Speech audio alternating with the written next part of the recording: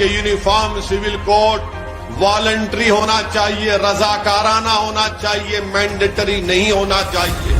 मगर भाजपा सिर्फ अपने हिंदुत्व के एजेंडे को लेकर आगे बढ़ना चाहती है और चुनाव से पहले भाजपा की हमेशा ये आदत रही है कि इन मसलों को उठाया जाए ताकि अपनी वोट की राजनीति को या फिर अपने वोट को हासिल किया जाए। 2018 का लॉ कमीशन सुप्रीम कोर्ट के रिटायर्ड जज चौहान साहब ने कहा था, अपनी रिपोर्ट में कहा था कि मुल्क में यूनिफॉर्म सिविल कोड नेसेसरी भी नहीं है, ना डिजायरेबल, ना इसकी जरूरत है।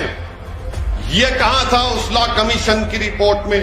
और आर्टिकल 29 भारत का भाजपा वालों क्या है? कल्चर की हिफाजत, जबान की हिफाजत, लैंग्वेज की हिफाजत एक फंडामेंटल राइट है। क्या यूनिफॉर्म सिविल कोड बनाकर आर्टिकल 29 के खिलाफ कोई कानून बना सकता है? मुझे अख्तियार है अपनी तहजीब को बचाने का।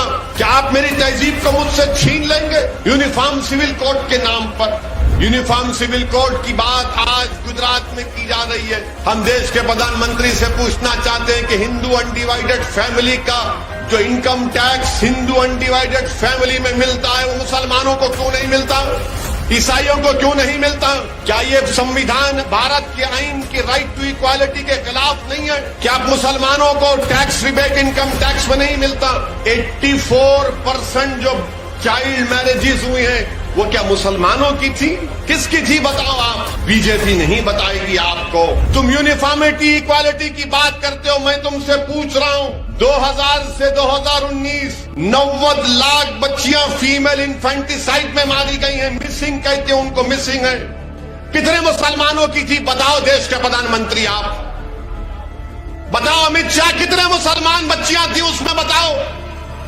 और फिर भाजपा के लोग बोलते हैं कि मुसलमान जो है बच्चे बहुत पैदा कर रहे हैं, बीवियां बहुत हैं, बच्चे बहुत हैं।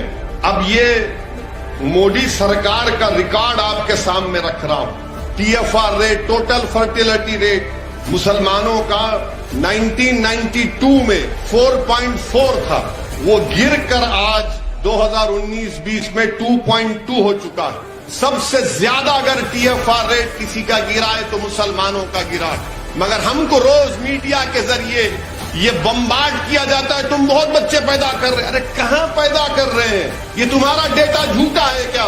मोदी सरकार का आदादोशुमार है। आपको मालूम सबसे ज्यादा कॉन्ट्रासेप्टिव पिल्स कौन खाते हैं? मुसलमान। ये मोदी सरकार नेशनल फैमिली हेल्थ सर्वे का डेटा है। क्योंकि अब चुनाव आ रहा है, ये सब शुरू हो जाएंगे, ये सब शुरू हो जाएंगे। तो अभी से बोल रहा हूं मैं ताकि इनको मालूम हो सके। और फिर गुजरात में कितना TFR रेट मुसलमानों का 2.1, हमारे हिंदू भाइयों का 1.8। अब आप बताइए, ऐसा दिखाते हैं टीवी मीडिया पर मोदी के इशारे पर कि पूरी आबादी के जिम्मेदार हम ही हैं, यानी पूरी आबादी जो देश की 130 करोड़ जनता है वो हमारी वजह से है।